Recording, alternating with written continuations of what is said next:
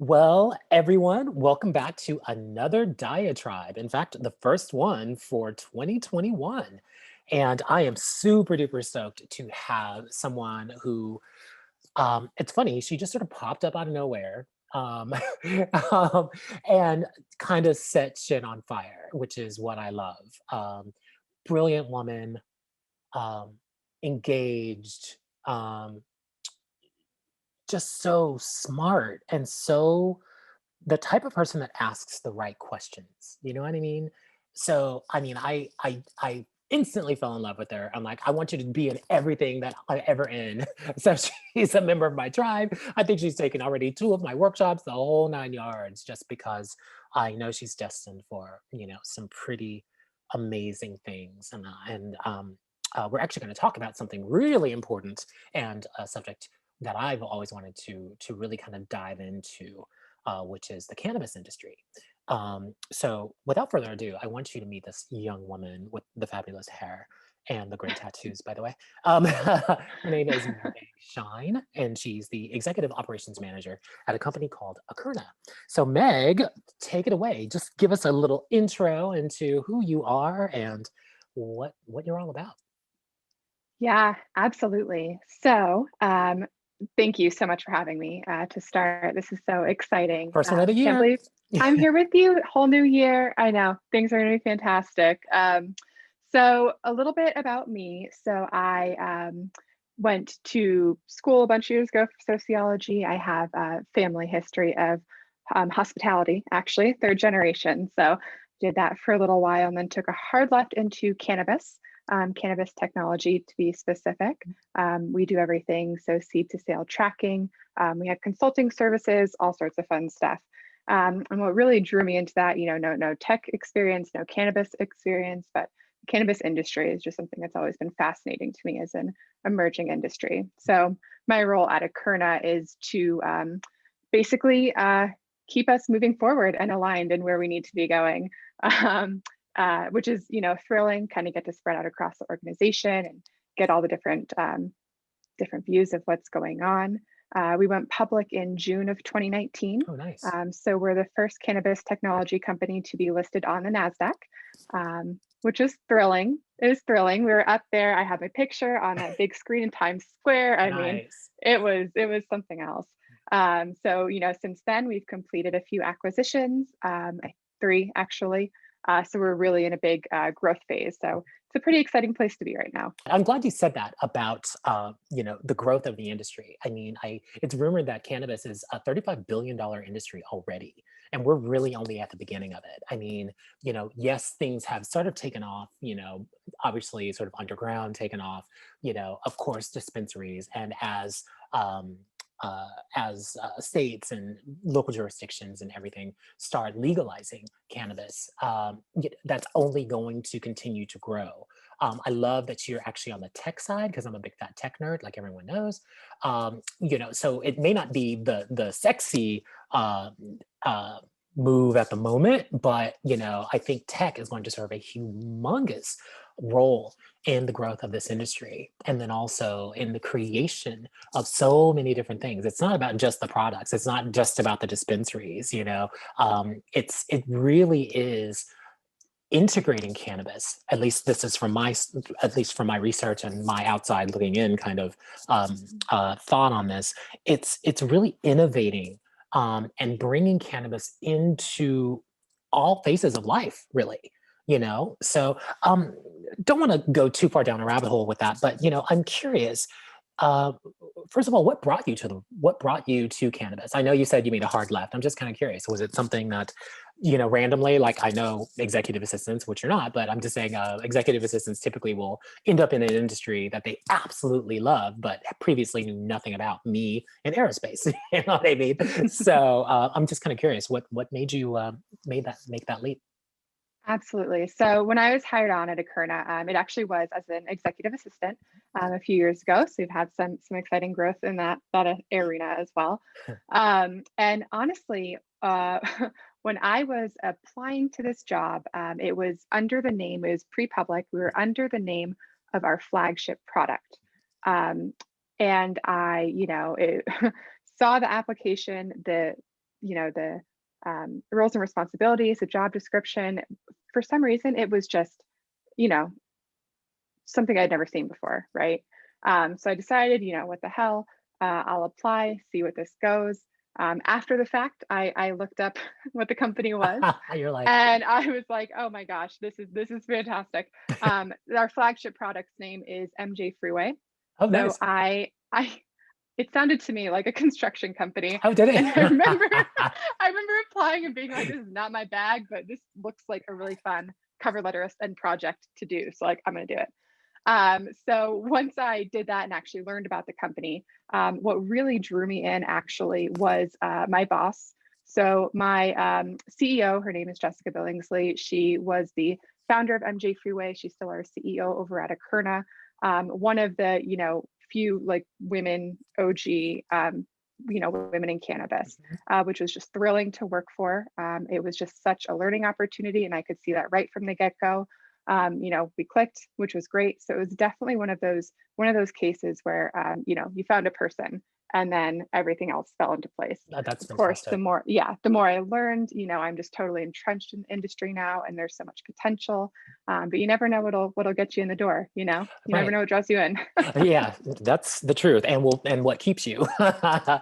It kind of becomes the firm sometimes. You almost wonder, but I'm glad you also mentioned that you have a female OG boss in cannabis, because we all know this. Cannabis is a big ass sausage factory. Let's be honest. So it's actually quite heartening to see that women are actually making a way in the cannabis industry, and also doing it at the highest levels, which is great.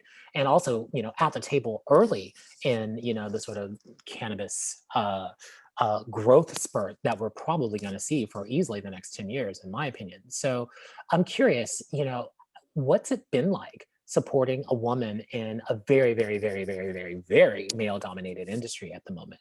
I'm just curious, if you've sort of seen some of the um, uh, challenges, for instance, that she's already having to deal with. You don't have to be specific, obviously, but I'm just curious, what's that's been like, and having that sort of bird's eye view. That's been really interesting, right? So cannabis and tech are two heavily male-dominated industries. So it's definitely been a wild ride, just kind of seeing what her peers are like, what my own peers are like, and it's something that took some getting used to, just a new environment for me, and something that I've always admired, and what I've noticed about the women in cannabis that are there and hold leadership positions, are really truly, in the truest sense of the word, all about empowerment. So for example, Akerna, we have this thing called the One Woman Challenge. And the whole idea is that, if you do one thing for one woman, no matter how small it is, whether it's an introduction, a mentoring session, anything like that, like it's just, encouraging you to go out and just do that one thing. Sure, it's not some, big sexy tidal wave. It's all going to happen at once. That's not how real change happens. So it's really all about creating that swell. I love So that. just seeing that, yeah, just seeing them all band together and have that common, desire for the future, and truly supporting each other has just been, I mean, amazing to watch and be a part of. That's great. Do you sense that men are supportive, or do you feel, um, not that they're blocking, but that they are, quote unquote, less concerned because maybe women don't pose a threat at the moment? Sorry, I don't want that to be like a baiting question, but it's more of a curiosity than anything else. Yeah. No. I totally understand where you're coming from. In my personal experience, what I've noticed is that a lot of these people, in tech and in cannabis, Mhm, again, male-dominated industries, they're mhm. just not used to having, women in their peer groups. I can say that everyone that I've worked with personally has been, incredibly supportive. That is actually something that a lot of people are really drawn to about our company. A lot of things that we hear from team members and everything is that they really do appreciate having strong female leadership all across the C-suite, which is something that's great. So I think it's new for everyone, but I think people see that that's progress. That's how things are going to change, and that's how things are going to grow. Give That's everyone a seat at the table. That's wonderful, and you're exactly right. I mean, I think a lot of people get into this very, LinkedIn, Facebook, Instagram version of change. If I post it, then it's true, that kind of crap. And if 1,000 people like it, then it's valid, and I think it's nice to hear. Like the one woman challenge is awesome to me, by the way, because Mhm. that's pretty much how I've lived my life as much as I can. Yes. Reach out to one person, and if you can influence them, then implore upon them to pass it forward. So I absolutely love that, and it's also good to hear that the men that you've come across have Mhm. been supportive, because I know And enough. and what it comes yeah, and well, and what it comes down to, and what a lot of research has shown, there's actually a paper that was just put out by NCIA and Mhm. ArcView about this gender parity paper. But I mean, bottom line, whether it is sex, whether it's race, whether it's age, um, diversity is good for business. That has a positive ROI. So I think that's something that everyone can get behind, no matter who you are. Exactly. And then it's also, let's be honest, I mean, it's a cannabis industry, for crying out loud. I think that's about as diverse an audience as you can pretty much find anywhere on the planet. You know what I mean? So Yes, I'm hoping that that remains the case of, yes, maybe cannabis is our savior. You know what I mean? Maybe if one industry basically can just get it right and be inclusive, and aggressively inclusive, Mhm. then others can certainly learn from that. I couldn't imagine otherwise. So that's Absolutely. fantastic. Yeah. What do you see as some of the top challenges in cannabis? And let's not make it, too broad over the next, maybe, let's say over the next 3 years, especially given the pandemic that we're in now. I'm curious actually, because of the pandemic and because of people needing to self-soothe, has the industry, grown exponentially because of that? Yeah, yeah. So that's a fantastic question. And we've actually been, so technology, we have a lot of data, right? So we've been Mhm, putting out all these reports over the past year, mhm, especially since COVID. We just submitted, or we just put out rather, our end of year 2020 cannabis industry report. And yeah, so it's all sorts of fun facts and figures. But mhm.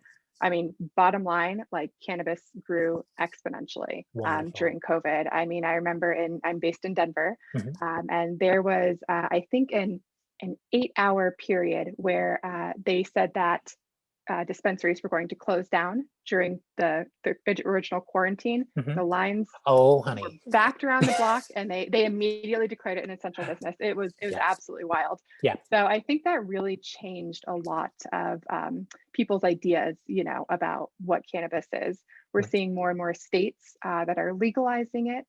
This past election, actually, South Dakota Mhm. legalized both medical and recreational Wow. on the same election, which hasn't happened before in Right. South Dakota. So that's Right. super exciting. Right. Yeah. So It's you South can see Dakota. exactly, of all places, you can really see, how things are changing, which is Yeah. really great to see around. So I mean, the obvious barriers to our growth are there is the federal state conflict, Mhm. obviously, Yeah. which which is still in place. New administration. I'm Yep. sure there are things that are going to happen, but right now that is definitely still a barrier. The biggest thing is going to be this, well, banking. Mhm. So access to banks, So actually, let's and let's chat about yeah, that, because I think a lot of people yeah, don't understand how big of a problem this is. yes. Because of the fact that unilaterally cannabis isn't legalized yet, it Mhm, creates so much friction, and especially in these sort of legacy institutions, the number mhm, one institution being banking. I was actually approached many times, and almost took a job as an executive assistant to a cannabis company that were making vape pens before vaping became a mhm, problem. Problem, but and it was a brilliant concept. Like I loved everything about the company. I loved the CEO, mhm. etc. But he's like, so here's the getcha gotcha. I can only pay you in cash, and I'm like, do you know how much money I'm asking you per year? Like, so what are you gonna do? Walk in here with a big old bag full of that much money to give me every 2 weeks? And he goes, essentially, yes, because we literally can't get banking. as a small business or otherwise. And because they were, of course, a very sort of cannabis specific product, Mhm. no way in hell, ain't happening. So, I found that incredibly odd. And I was like, well, my first order of business is to find you guys banking if I join this company. And he's like, ain't gonna happen, kiddo. This is just how it Mhm. will the entire industry has to roll. So I'm kind of curious, you know, what what are we missing here? Is it just because banking institutions, uh, benefits and benefits administration companies and all this other stuff that's sort of tied to these legal avenues won't touch cannabis with a 10-foot pole? But Mhm. it's literally the fastest growing industry besides maybe Tesla batteries. You know what I mean? That that's in the wild right now. So it's just so crazy to me that banks haven't gotten on board. A lot of these agencies haven't gotten on board. So I'm curious, what do you see over the next 3 years? Do you feel like there's any kind of traction being made? Or are you guys specifically gonna still be, tied to these old ways of thinking and these old assumptions? Yeah, yeah, no, that's a great question.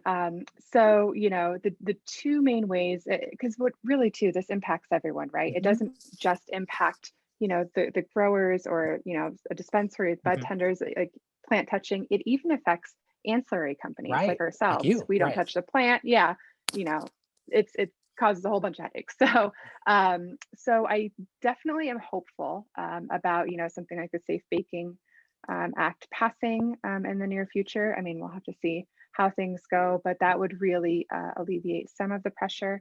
Mhm, So what it really ties back to is there's the federal state conflict in mhm. general, and then everything is too small a scale. So right, you can't be a bank and operate in multiple Right. states where if they're not all legal. But so it's just a headache. Whether you're a small bank or a big bank. So. Right, right, and it makes sense and you're right, it is a trickle down effect because I had a Mhm. client, like a marketing client that I was working with, and one of the major problems that they had was, city to city, county to county, Yes. you couldn't even Yeah. advertise, in the Mhm. same way, literally city to city. Like for instance, they did, mobile wraps on cars for this cannabis company, which is a brilliant idea because everybody was stuck at home or, walking their dog and could look over and be like, ooh, child, I need me some little something, something, to get me past this week.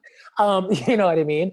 But so they were brilliant, and they ended up creating this, like I guess they had like like a placard with a tagline or something like that. So depending upon the city that they were actually running the cars in, they would just go. It was like magnetic. They would Oh, just like strip it off and put a new one on, or put like a blank over the front of it, yeah, and then drive through the city, drive through the county, and then once they knew they were safe. And it's so sad that they had to yeah. literally track every single city or county that they drove into with these wrapped vehicles just to make sure that they Mhm. were compliant. So Yeah.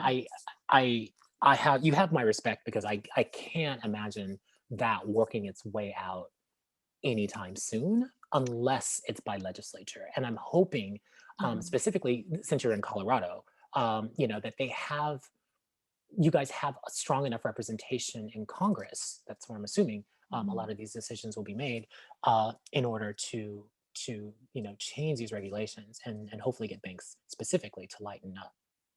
Mhm. Yeah. And this is something too, that especially with COVID, I think a lot of states are really seeing the impact of all, the taxes that come from dispensaries and everything like that. So I think some places are definitely wising up, which would also explain, how the last election went with all of the different cannabis ballot initiatives. Mhm. And I mean, they all passed with margins that were wider than any partisan, Right.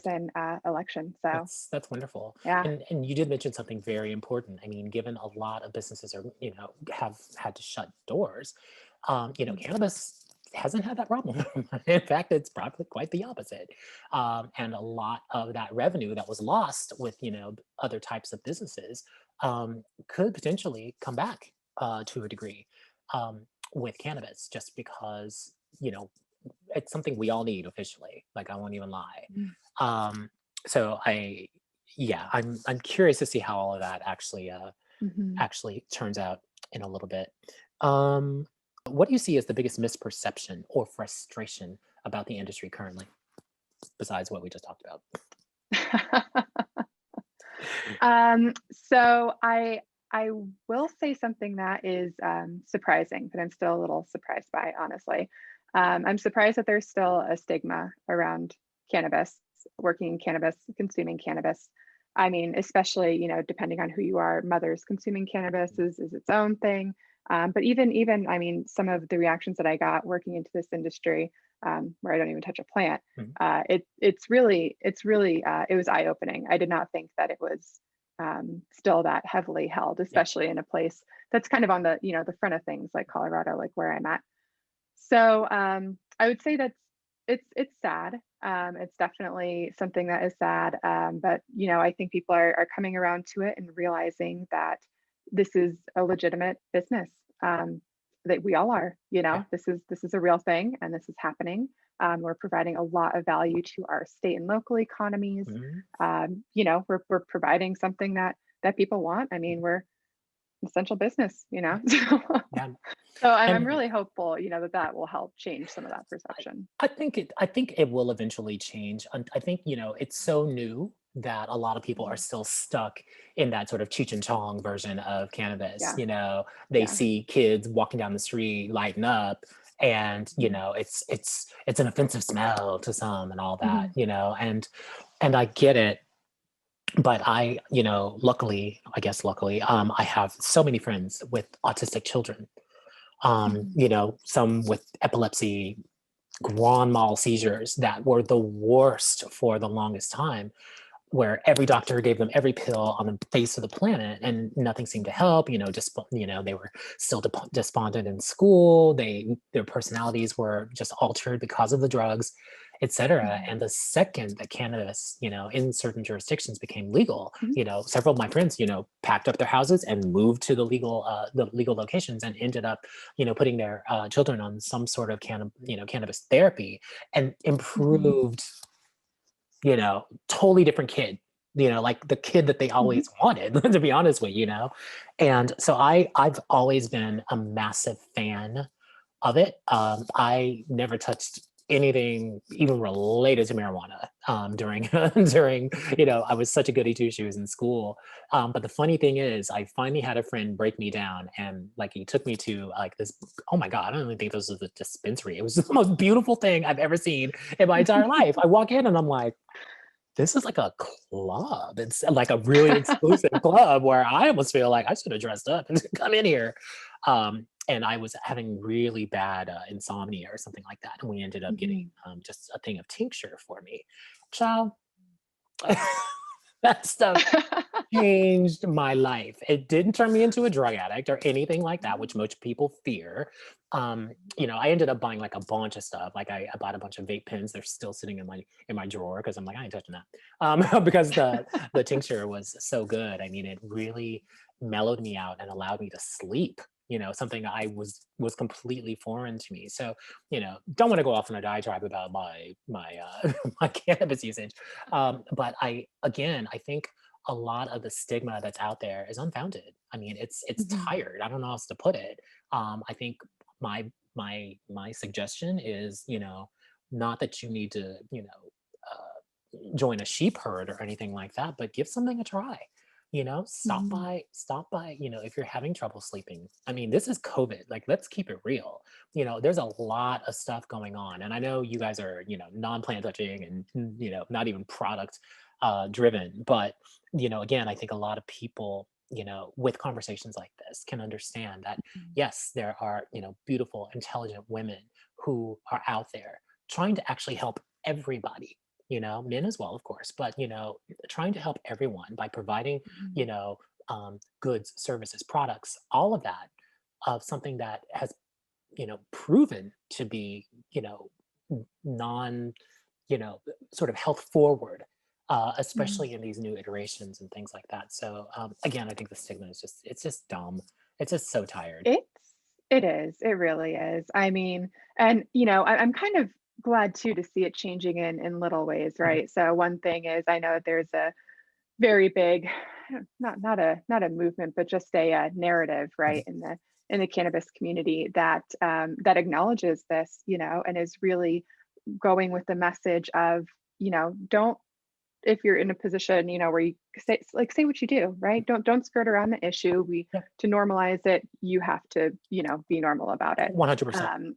Yeah, absolutely. And even with products and stuff, this is something, a trend that I've been seeing among, my peer group in terms of, you know, my friends, my demographic, Mhm, is really turning to cannabis as a means of self-care. mhm, A lot of, some of my friends that are, I have a 3-year-old daughter mhm. myself.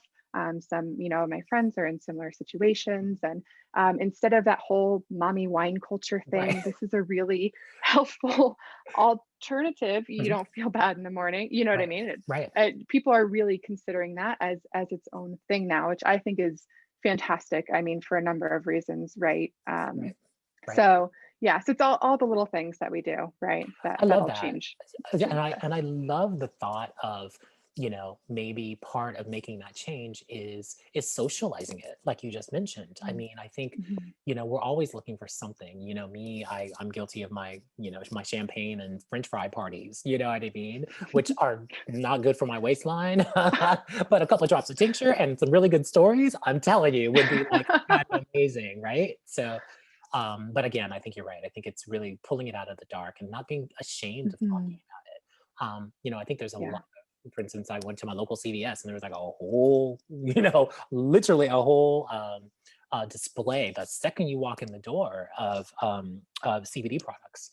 Mhm. Not that long ago, that was illegal. You know what I mean? In certain Yep. states, that product is actually still illegal. So again, Yes. I'm loving the progress. I just wish it were 10x faster, maybe even 100x faster, Yeah. just because I think it'll solve, again, a lot of problems. So, Yes. um, Yeah. let's see. Actually, I want to dive into the fact that, you're a millennial woman in an industry that, in my opinion, will be already kind of is, but will be led by millennial people. Um, and where do you see your stake in that? You know, where would you like to sort of be at some point as an advocate for not just cannabis, but women in the cannabis industry? I'm just curious if your plans extend beyond where you are right now. Yes. Yeah. Absolutely. I mean, always stay looking forward, right? Uh, change is going to happen no matter what. So you might as Yep. well direct it where you want it to go. Just get on the boat. Get on the boat. It's okay. Exactly. Yeah, no, I mean, this is something that's definitely been on the forefront of my mind. I would say more in recent years, just as I've been thinking about, with the cannabis industry growing and just what that offers people of my, demographic, to be part of an emerging industry, and what that means for our careers. Pretty distinct, paths and opportunities Mhm. compared to, some legacy corporation that's been around for 100 years. Right. So that is definitely something that I am, thrilled and definitely looking forward to. I am so happy to have, like we talked about earlier, the role models in the industry already for Mhm. women. And I, am definitely already doing everything that I can in terms of reaching out, helping other women however I can. It all trickles down. So that's definitely something that I see myself, pursuing.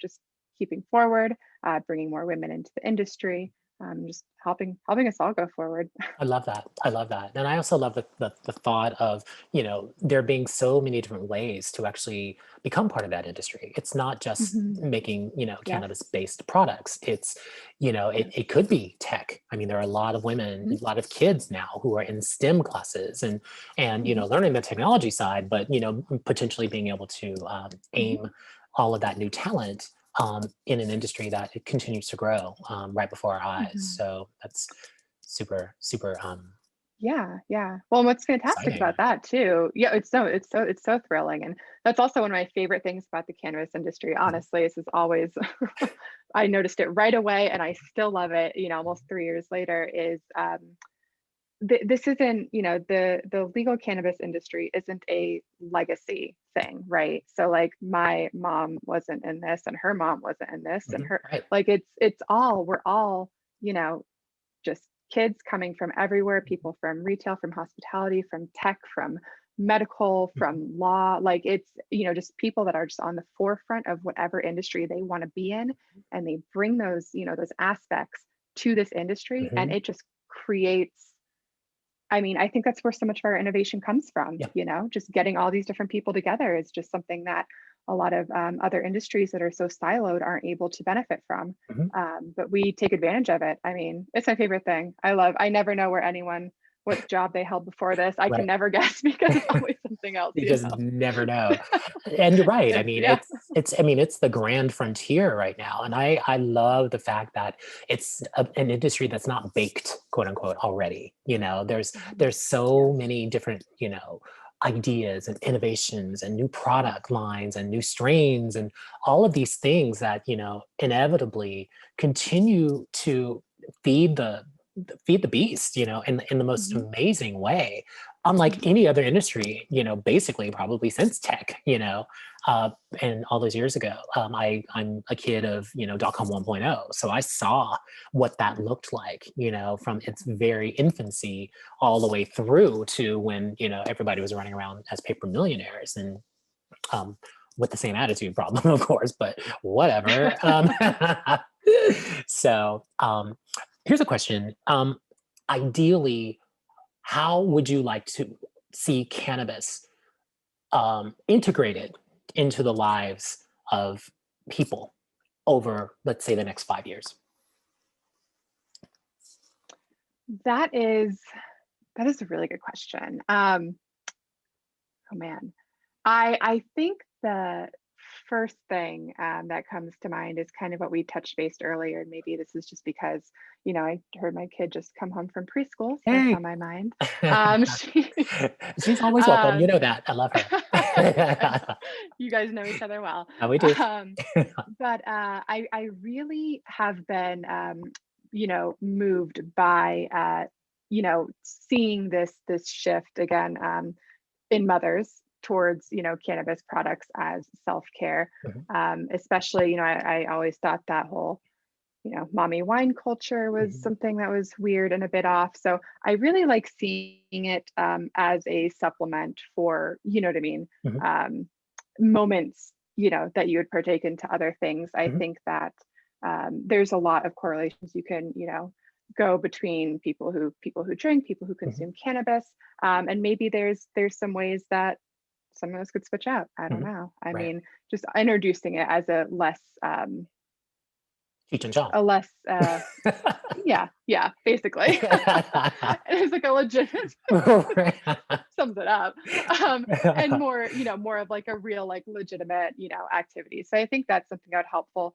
The other thing that I think would be so valuable for all of us is to be able to, I mean, going back to banking, going back to money, to be able to fund bigger, more inclusive research projects about all things cannabis. Especially, I mean, we know so little about the potential Mhm. for medicinal use. We know some now, and it's fantastic, but there's still so much more out there. That's able to be studied. So that's something that I think would also be fantastic. I mean, just see where we can really go with this. Right, because You know. a lot of the investment comes from Canada for the most part, right? Because it's legalized there. Is that the case, or is it? So they're investors based all over. Okay. Canada is definitely, has its own system going on. Mhm. But here in the States, there's a bunch here too as well. Okay, that makes sense. I think, my mind was drawn to that just because several of the sort of larger Mhm. mergers as well as, startups that went crazy essentially were out of Canada. So I think Mm, that's mhm, kind of where my mhm, mind went. I'm glad you said that though. A couple of things. Obviously, the banking side, we've got to fix that. Like, this is stupid now. mhm, It's just stupid, especially, and for me, it feels, and I won't, pull us down a political rabbit hole necessarily, but it feels like, there's since cannabis finally, took root, there's now this sort of shift, both within politics and also within banking and money and everything else, for everyone to sort of set themselves up to be able to profit off of this once everything is truly legalized across the nation. So I have this funny feeling that, kind of in that undercurrent, there's something, you know, sinister going on. That's just me and my proclivity for for conspiracies to an extent. Don't come with me or come for me with like QAnon bullshit, people. I will come right back at you. But again, I think you're right. I think what we're seeing and what I love about the industry specifically right now is just what you said, is that self-care. Mhm. Because again, I think, I'm a big believer that a lot of people are still suffering in the shadows. A lot of people, I think everybody, like literally every single human being on the face of the planet should have at least 2 months of therapy, just to make sure that they're okay. Because this was hard and it continues to be hard. It's unlike anything we've ever dealt with in our entire lifetimes. So Mhm. except for like cancer survivors or something like that, I get it, or near death experiences that turned into triumphs. But a lot But of us. as a collective, yeah. Exactly. And Mhm. and as a collective, we weren't prepared for this in any which way, shape, or form. Even the Mhm. strongest among us. I consider myself a pretty strong person. And probably the last few, maybe the last month or two, it's just life Mhm. has kind of hit me upside the head. So, I do love that the narrative is out there that this is okay as self-care. It doesn't always have to be turned to drink in order to Mhm. self-soothe or turn to more Mhm. illicit drugs or sex or all this other stuff, Mhm. in order to self-soothe. Here's something that if taken in moderation and obviously Mhm. Of course, yeah. intentionally, can literally r- kind of blunt those edges just enough Mhm. to be able to sleep, to be able to take that breath. And especially as moms of young children who are running around, what the hell is going on, in their own language, you know helping moms be okay and Mhm. to be able to have something that connects them in a way. And there's nothing Yeah. wrong with that being cannabis now. Mhm. It's like I think the things Absolutely. from before were great, but we got a new gig now, kids. We have literally a new thing. Yeah. So it's again with companies like yours, Mhm. obviously the myriad of companies out there, both on the product Mhm. side as well as the service side. I think we're really at the advent of something special, and I'm hoping that over the rest of this year and specifically next year, when hopefully we'll be able to kind of go out and have a good time again, Mhm. that this remains part of our DNA and something that continues to grow and something that we continue to foster as Mhm. a legitimate way to have to take care of yourself and have a good time and Absolutely. relax and calm the Yeah. hell down. So Yeah. I love it. Well, any parting words, my dear? Anything you would like to sort of say to the audience or put you on the spot? You know? We've covered a lot. I don't have to put you on the spot like that. We covered so much. No, we Mhm, covered so much. Hopefully, hopefully everyone watching enjoyed this as much as I did. mhm. This was so much fun to talk to you. I love it. I, would just like to do one final plug for Mm, my pet cause, which is just do that one thing, right? Do that one thing to help that one woman make that introduction, set up a meeting, do a mentoring session, a coaching session, just one little thing, and then, have them pass it on. And women are a strong, powerful, resilient bunch, and we have a lot of potential to help drive this industry and others mhm. to where they need to be. So yeah, that's my final request, I I guess. couldn't have said anything any better than that. And you know me, I'm a huge supporter of doing exactly that. So, Meg, Yes, thank you yes. so much for taking the time to speak to us. I think this will help a lot of people, or at least give a different perspective of not just the industry, but also women in the industry, millennials in the industry, and also the amount of work that we still need to do from a legislative perspective to finally make this legal throughout the United States, which would be great. But then, to really sort of have those services follow suit Mhm. and make this less of, that same backdoor conversation and something that Yeah. it's a part of life. It's part of our fabric here in the States. Yep. So, well, Absolutely. thank you very much. Oh, also, Akerna, what's the website address? Is it just akerna.com? Yep, it's Akerna. Yep, Akerna.com. So you can go check it out. All the seed to sale tracking technology stuff. NASDAQ as KERN. Perfect. Perfect.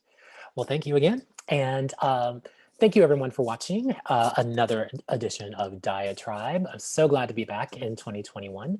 And we'll be continuing to have different experts. I'm sorry, I'm going to call you an expert. Different experts to sort of, give us some insight, either on their industries or just from a perspective that isn't necessarily typical, because you guys know that's kind of my thing and my jam. But until then, we will see you on the next Diatribe. Meg, thank you again. And give the Thank little you, one a Phoenix. squeeze for me, please. Thank you. I will.